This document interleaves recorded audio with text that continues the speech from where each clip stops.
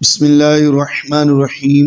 ایک دفعہ کا ذکر ہے کہ حضرت موسیٰ علیہ السلام کو اللہ تعالیٰ نے حکم دیا کہ سمندر کی طرف جاؤ، وہاں 3 کشتیاں ڈوبنے والی ہیں۔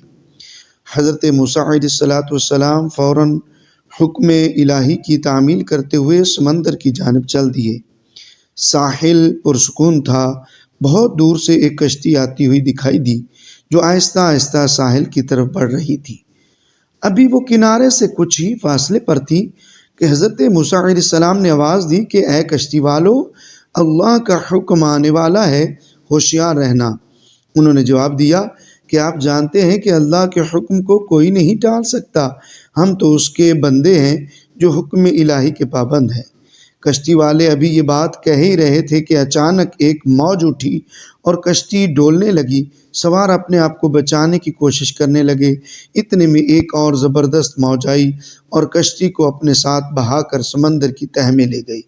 تھوڑی دیر بعد ایک اور کشتی نظر آئی تو حضرت موسیٰ علیہ السلام نے انہیں بھی خبردار کیا اور کہا کہ ذرا محتاط رہنا، کہ انہوں نے آنے سے پہلے کی طرح جواب دیا کہ جو کچھ ہونا ہے ہو کر رہے گا، اور کشتی کو کنارے کی طرف لاتے رہے، یہاں تک کہ ساحل کے قریب آتے آتے یہ کشتی بھی ڈوب گئی۔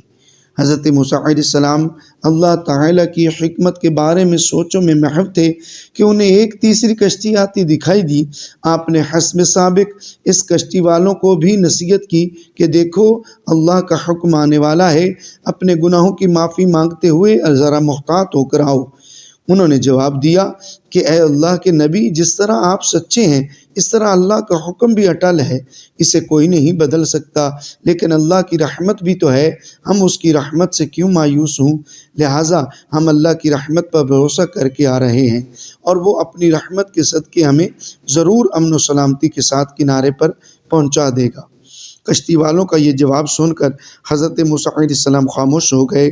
جب کشتی بحفاظت کنارے آ لگی تو اللہ کے پیغمبر سوچنے لگے کہ اللہ نے 3 کشتیاں ڈوبنے کا فرمایا تھا، 2 تو ڈوب گئی لیکن تیسری سلامتی کے ساتھ کنارے آ لگی ہے، یہ کیسے بچ گئی؟ ارشاد باری تعالیٰ ہوا، اے موسیٰ، آپ نے سنا نہیں کہ تیسری کشتی والوں نے کیا کہا؟ انہوں نے میرے حکم کو تسلیم کیا تھا، میری رحمت کو آواز دی تھی اور اس پر پورا توکل اور بھروسہ بھی کیا تھا، تو اس لیے یہ کشتی میری رحمت کی طفیل بچ گئی، کیونکہ جو بھی میری رحمت کے دروازے پر آ کر صدا دیتا ہے میں اسے نا امید نہیں کرتا۔